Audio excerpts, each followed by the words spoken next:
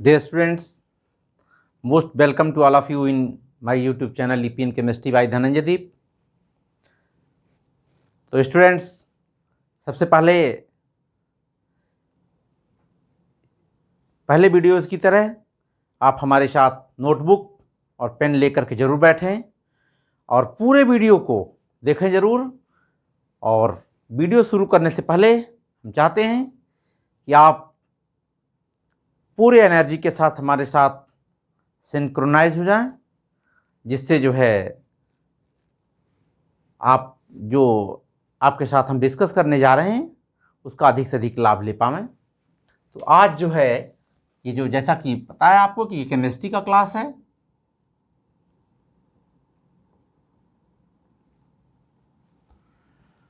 तो इसमें जो है आज हम बहुत ही इंपॉर्टेंट टॉपिक के विषय में डिस्कस करने जा रहे हैं। जिस प्रकार से जो शैडो होती है, परछाई होती है, वो जिंदगी भर हमेशा पीछे पीछे चलती है, साथ नहीं छोड़ती है। उसी प्रकार से आज का ये जो टॉपिक है, जब तक आपके साथ केमिस्ट्री जुड़ी रहेगी तब तक ये टॉपिक आपका पीछा नहीं छोड़ेगा और ये टॉपिक आपके साथ शैडो की तरह चलता रहेगा। अगर इसको आपने मिस कर दिया, इसको आप समझने में मिस कर दिए, तो आप समझिए कि एक बहुत बड़ी केमिस्ट्री का जो बहुत बड़ा पार्ट है उसको आपने मिस कर दिया और आगे आने वाले अन्य पार्ट भी आप क्लियर नहीं कर पाएंगे। बहुत इंपॉर्टेंट है, इसकी उपयोगिता की कोई सीमा नहीं है और जितना भी इसको जितने बढ़िया से आप समझेंगे उतना ही अन्य पार्ट को अपने से जोड़ने में, उसके प्रति कनेक्ट करने में और नॉलेज गेन करने में आपको हेल्प मिलेगी। अब इस पार्ट का नाम है जो आज हम आपके साथ डिस्कस करेंगे, इसका नाम है मोल कॉन्सेप्ट या मोल की अवधारणा।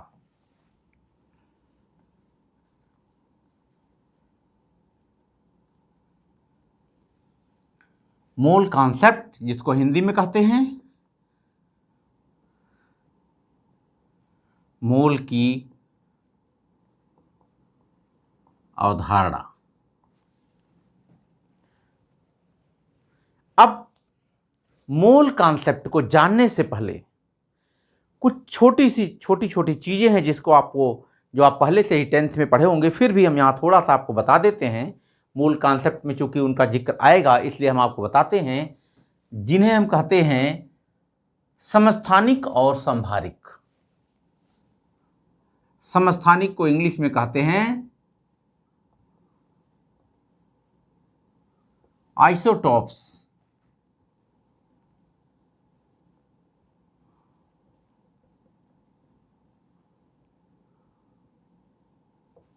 समस्थानिक और दूसरा है आपका आइसोबार, जिन्हें हम कहते हैं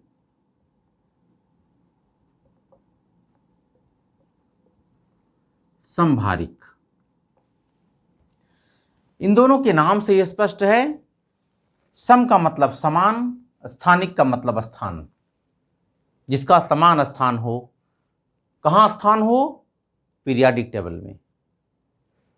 और संभारिक, जिनका भार या द्रव्यमान संख्या समान हो। तो इसको सबसे पहले हम आपको संभारिक कहते हैं, संभारिक के बारे में बताते हैं।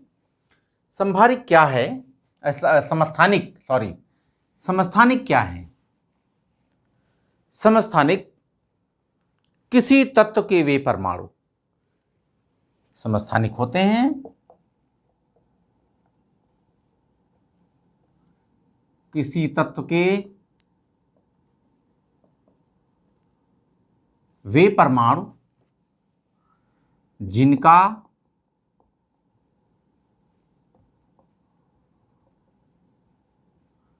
परमाणु क्रमांक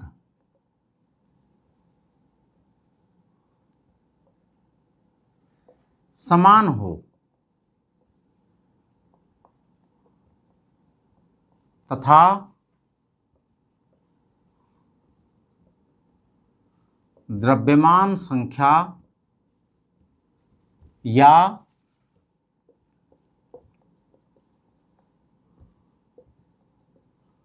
परमाणु भार भिन्न भिन्न हो, क्या कहलाते हैं?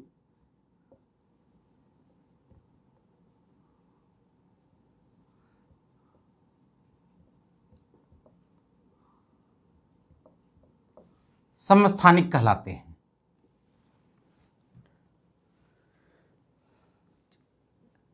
आपको ये ध्यान दें कि समस्थानिक एक ही तत्व के परमाणु होते हैं। ये नहीं कि एक परमाणु ऑक्सीजन का होगा, एक परमाणु हाइड्रोजन का होगा, ऐसा नहीं होता है।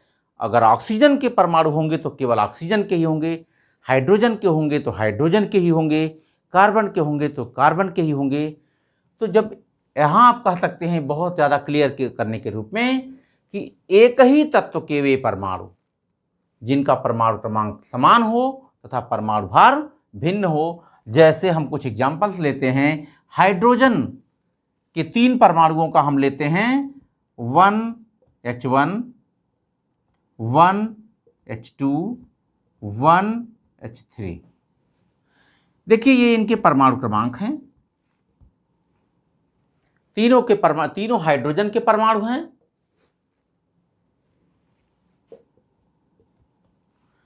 तीनों हाइड्रोजन के परमाणु हैं। तीनों का परमाणु क्रमांक 1 है, समान है, जबकि परमाणु भार 1, 2, 3 है, भिन्न है। तो ये 3 के तीनों क्या हैं? समस्थानिक हैं। अर्थात पीरियोडिक टेबल में इनका स्थान एक ही होगा, समान होगा। इसी प्रकार से ऑक्सीजन के समस्थानिक हैं 8O16, 8O17 और 8O18। ये तीनों ऑक्सीजन के परमाणु हैं। तीनों का एटॉमिक नंबर या परमाणु क्रमांक 8 है और मास नंबर इनका 16, 17 और 18 है। तो आप देख रहे हैं इनका स्थान एक ही होगा, चूंकि पीरियोडिक टेबल में जो स्थान निर्धारित किया गया है तत्वों का वो उनके परमाणु क्रमांक के आधार पर किया गया है। तो यहाँ आप देख रहे हैं इनका परमाणु क्रमांक तीनों का समान है, परमाणु भार 16, 17, 18 भिन्न है, तो इसलिए ये तीनों समस्थानिक होंगे। इसी प्रकार से तीसरा एग्जाम्पल कार्बन का ले लेते हैं।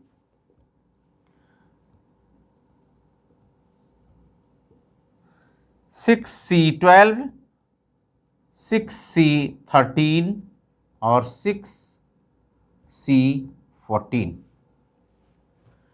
तो अब आप देख रहे हैं कार्बन के तीनों परमाणु हैं। तीनों में एटॉमिक नंबर सबका 6 है और एटॉमिक मास किसका? मास नंबर 12, 13 और 14 है, अलग अलग है। तो ये भी क्या होंगे? आइसोटोप्स या समस्थानिक होंगे। तो समस्थानिक आप बिल्कुल क्लियर हो गया। समस्थानिक जिनका स्थान समान हो, कहाँ पर हो? पीरियोडिक टेबल में।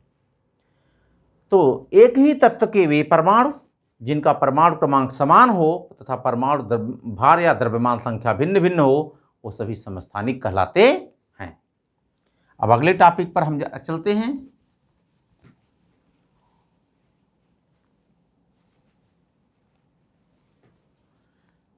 ये हो गया आपका आइसोबार्स।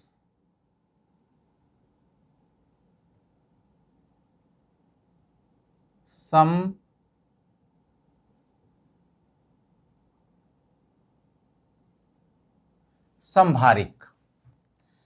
बहुत ही माइन्यूट चेंज इसमें हम करने जा रहे हैं। यहाँ पर किसी तत्व के वे परमाणु हमने कहा था, अर्थात यहाँ पर एक ही तत्व के परमाणु होते थे, लेकिन यहाँ पर क्या होगा? भिन्न भिन्न तत्वों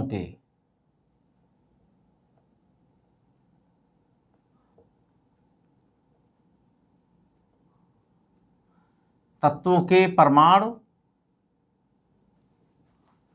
जिनका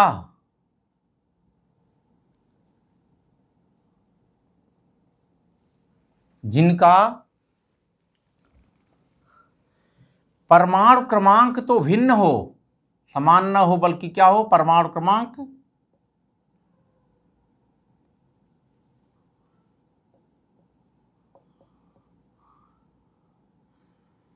परमाणु क्रमांक भिन्न भिन्न हो तथा द्रव्यमान संख्या या परमाणु भार कैसा हो, समान हो, ये क्या कहलाते हैं,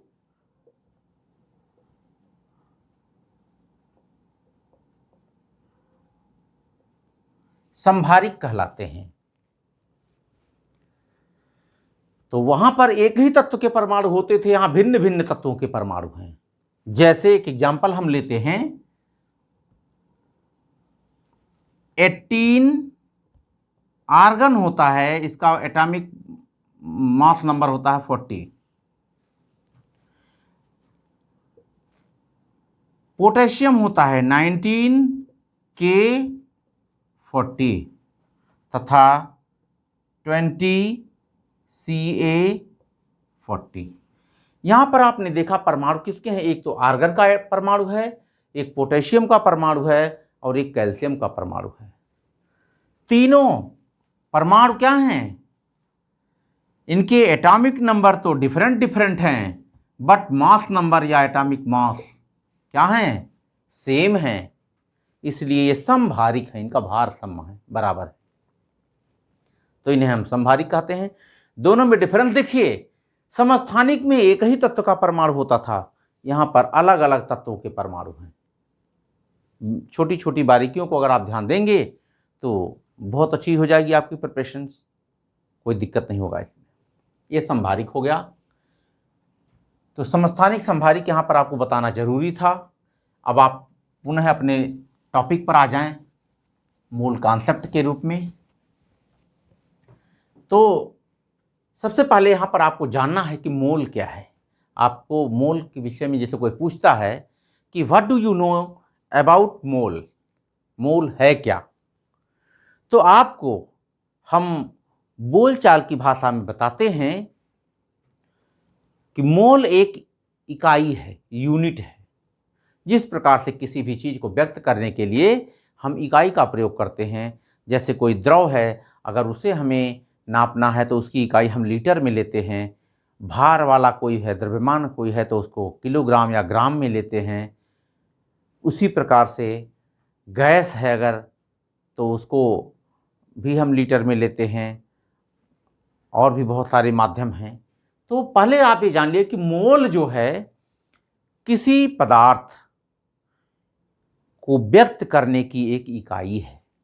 मोल भी किसी पदार्थ को या पदार्थ को व्यक्त करने की इकाई होता है। अब ये भी आपको बता दें कि सूक्ष्मतम इकाई है, सूक्ष्म इकाई है। जैसे अगर आपको कोई बड़ी भार तौलना है तो आप क्विंटल में, टन में देखते हैं, जैसे जैसे छोटे उसमें आएंगे उसे किलोग्राम, ग्राम, मिलीग्राम में आते चले जाते हैं। वैसे ही यह भी मोल भी एक सूक्ष्मतम इकाई है और बहुत ही छोटे कणों के लिए, like as electron, proton, neutrons, इन सब के लिए इसको प्रयोग करते हैं। तो आपको हमने बताया कि मोल क्या है, कि पदार्थों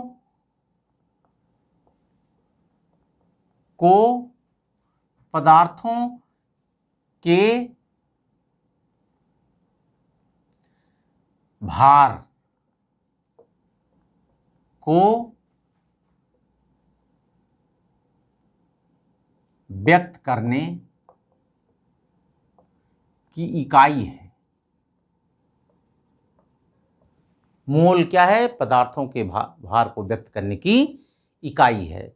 अर्थात जिस प्रकार से किलोग्राम, ग्राम, इस तरीके से तो और छोटी इकाई के रूप में हम प्रयोग करते हैं मोल का। ये जो मोल है इसको हम स्मॉल n से व्यक्त करते हैं। मोल को हम किससे व्यक्त करते हैं, स्मॉल n से व्यक्त करते हैं। तो अब मोल, ये तो आपको जान गया कि मोल है क्या। मोल भी एक इकाई है कि पदार्थ के भार को या द्रव्यमान को व्यक्त करने की, भार को व्यक्त करने की। तो ये आपका इकाई हो गया। अब इसको स्मॉल n से व्यक्त करते हैं। तो अब आप यहाँ देखें कि जो मोल है, मोल को जानने से पहले, मोल के बारे में इसकी परिभाषा मुख्य रूप से जानने से पहले हम आपको बता दें कि एवोगैड्रो नंबर, एवोगैड्रो की संख्या।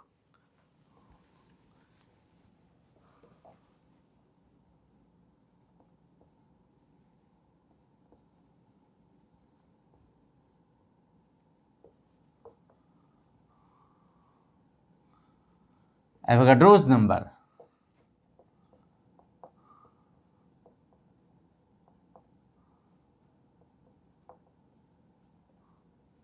एवोगैड्रो संख्या। तो एवोगैड्रो संख्या क्या है? एवोगैड्रो एक वैज्ञानिक थे, बहुत ही बड़े वैज्ञानिक थे, बहुत महान वैज्ञानिक थे। ये इनके नाम पर रखा गया। एवोगैड्रो ने इस संख्या की खोज नहीं की थी, बहुत सारे और दूसरे वैज्ञानिकों ने इस संख्या की खोज की थी। तो उन वैज्ञानिकों ने पाया कि किसी पदार्थ की एक निश्चित मात्रा होती है, उस मात्रा अगर उतनी ही मात्रा किसी भी पदार्थ की ली जाए तो उसमें जो कणों का नंबर ऑफ पार्टिकल्स होता है, जो भी लिए जाएं, अगर इलेक्ट्रॉन लिया गया है तो इलेक्ट्रॉन की संख्या, प्रोटॉन लिया गया तो प्रोटॉन की संख्या, एटम लिया गया तो एटम की संख्या, मॉलिक्यूल लिया गया तो मॉलिक्यूल की संख्या, मतलब जो लिया जाएगा वही तो होंगे, उसी की पार्टिकल तो होंगे। तो ये पाया गया कि अगर किसी पदार्थ की एक निश्चित मात्रा होती है, उसे लिया जाए तो उसमें जो उनके कणों की संख्या है वो होती है 6.022 इंटू 10⁻23। इतने पार्टिकल्स होते हैं।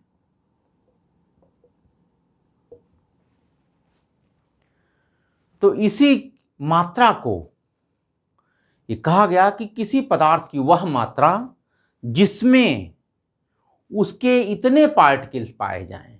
इतने पार्टिकल्स का मतलब जो भी लिया गया है, इलेक्ट्रॉन लिया गया है तो इतने इलेक्ट्रॉन पाए जाएं, प्रोटॉन लिया गया तो इतने प्रोटॉन पाए जाएं, न्यूट्रॉन तो इतने न्यूट्रॉन, एटम तो एटम, मॉलिक्यूल तो मॉलिक्यूल, जो भी वह मात्रा जिसमें उस पदार्थ के इतने कण पाए जाएं या इतने पार्टिकल्स पाए जाएं, उसी मात्रा को वैज्ञानिकों ने एक मोल कहा।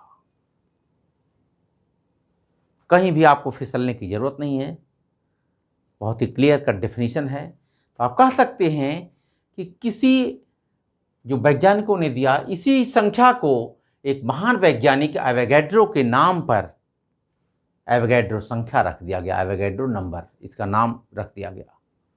उनके ऑनर में, उनके सम्मान में इस संख्या को एवोगैड्रो संख्या कहा गया। एवोगैड्रो ने इसकी खोज नहीं की थी। तो आप कह सकते हैं शॉर्ट फॉर्म में जो डिफाइन है इसको, ये एवोगैड्रो संख्या के बारे में हो गया। अब हम आपको जो मोल है, इस मोल के हम 3 डेफिनेशंस देंगे। इस मोल के हम 3 डेफिनेशन देंगे। क्या डेफिनेशन है? पहला,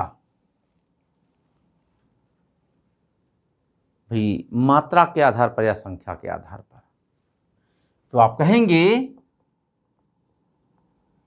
किसी पदार्थ की वह मात्रा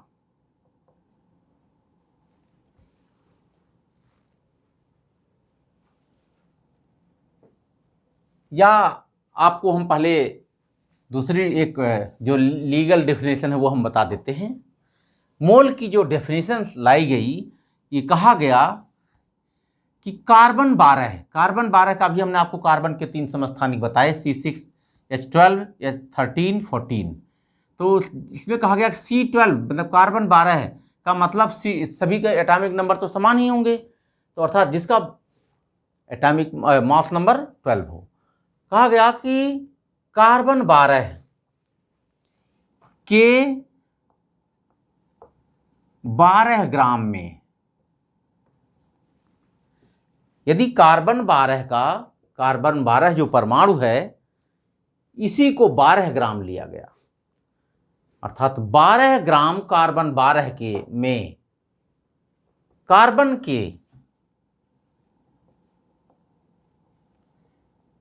के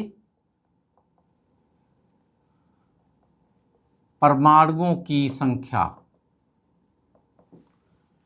अर्थात यदि 12 ग्राम C6H12 लिया गया, कितना लिया गया ये 12 ग्राम, और उसमें परमाणुओं की संख्या निकाला गया, तो ये पाया गया कि वो संख्या कितनी थी 6.022 इंटू 10⁻23 थी। तो कह सकते हैं मोल की परिभाषा कि कार्बन 12 के 12 ग्राम में उपस्थित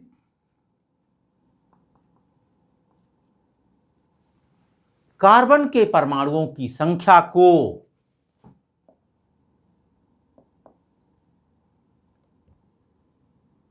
एक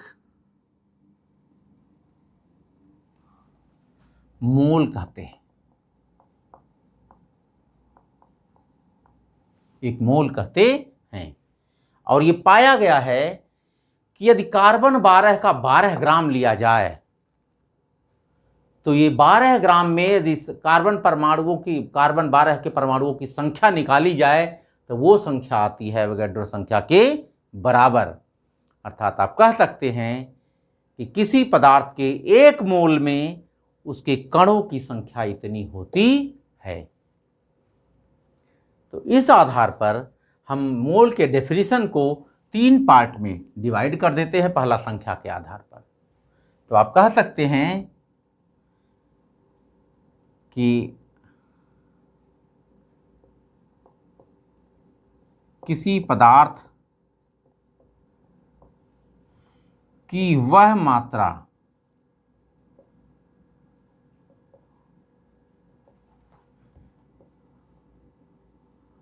जिसमें उसके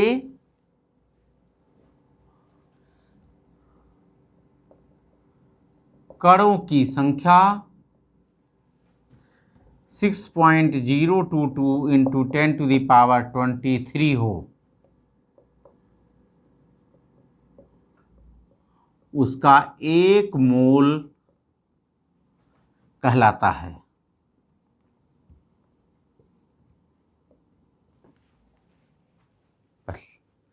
किसी पदार्थ की वह मात्रा जिसमें उसके कणों की संख्या इतनी हो, एक मोल कहलाता है। जैसे एक हम कॉमन एग्जांपल लेते हैं कि 1 मोल पेन लिया हमने, तो पदार्थ क्या हो गया, पेन हो गया। उसमें कितने पेन होंगे, 1 मोल में इतने पेन होंगे। अब हमने 1 मोल टॉफी लिया, तो उसमें इतने टॉफी होंगी, टॉफियों की संख्या इतनी होगी। जो भी पदार्थ हम लेंगे, हमने 1 मोल इलेक्ट्रॉन लिया, तो उसमें इलेक्ट्रॉनों की संख्या कितनी होगी, इतनी होगी। 1 मोल प्रोटॉन लिया, तो उसमें प्रोटॉनों की संख्या कितनी होगी, इतनी होगी। ये थी आपकी संख्या के आधार पर। अर्थात किसी भी पदार्थ का, अर्थात 1 मोल अगर हमने आयन लिया है, तो आयनों की संख्या इतनी होगी। 1 मोल हमने परमाणु लिया है किसी का, तो उसमें उसके परमाणुओं की संख्या इतनी होगी। 1 मोल हमने अणु लिया है, तो अणुओं की संख्या इतनी होगी। जो भी हम लेंगे संख्या तो उसी की आएगी। दूसरी परिभाषा इसकी है द्रव्यमान के आधार पर। द्रव्यमान के आधार पर कैसे निकालते हैं, तो ये होती है मोलों की संख्या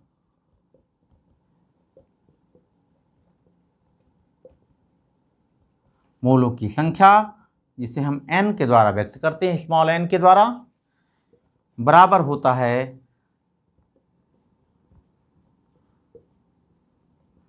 दिया गया भार बटे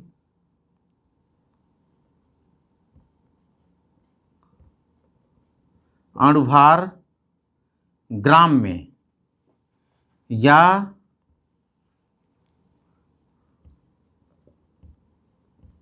मोलर द्रव्यमान।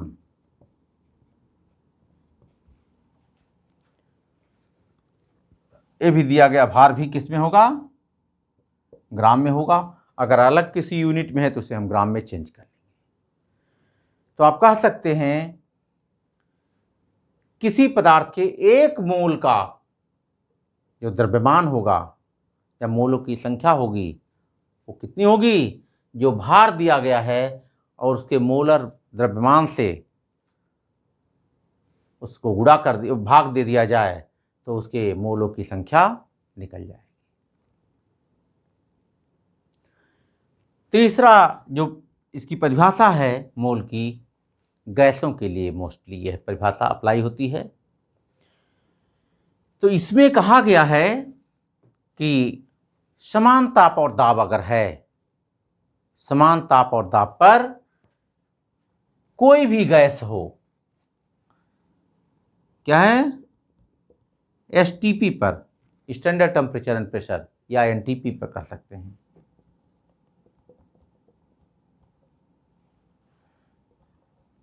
पर किसी गैस के 1 मोल का आयतन कितना होगा, 22.4 लीटर होगा, या 22,400 मिलीलीटर होगा। गैसों के लिए है कि एसटीपी या एनटीपी पर किसी गैस के 1 मोल का आयतन 22.4 लीटर होगा या इतना मिलीलीटर होगा। या आप कह सकते हैं 2 अलग अलग गैसें ले ली जाएं समान ताप और दाब पर, और दोनों के इतने इतने लीटर आयतन ले लिए जाएं, तो उसमें मोलों की संख्या समान होगी। अर्थात अगर 1 मोल नाइट्रोजन लिया गया और 1 मोल ऑक्सीजन लिया गया, तो इसमें भी इसका भी 1 मोल का आयतन होगा 22.4 लीटर, अब इसका भी होगा 22.4 लीटर, या 22,400 ml होगा। ये 3 परिभाषाएं हैं इसकी मोल की। तो मोल कॉन्सेप्ट को बहुत ही क्लियर, अब अगले वीडियो में हम इस पर कुछ न्यूमेरिकल्स लगवाएंगे और मोल कॉन्सेप्ट की उपयोगिता के विषय में हम डिस्कस करेंगे आप लोगों से। और इसी के साथ आपसे पुनः एक बार रिक्वेस्ट है कि आप जो है हमारे इस चैनल को सब्सक्राइब करें और वीडियोज़ को लाइक करें, जिससे हमारा भी मनोबल बढ़े और आप तक अच्छी से अच्छी भाषा में, सरल से सरल भाषा में अच्छे से अच्छे कंटेंट्स हम आपको उपलब्ध करा सकें। Thank you.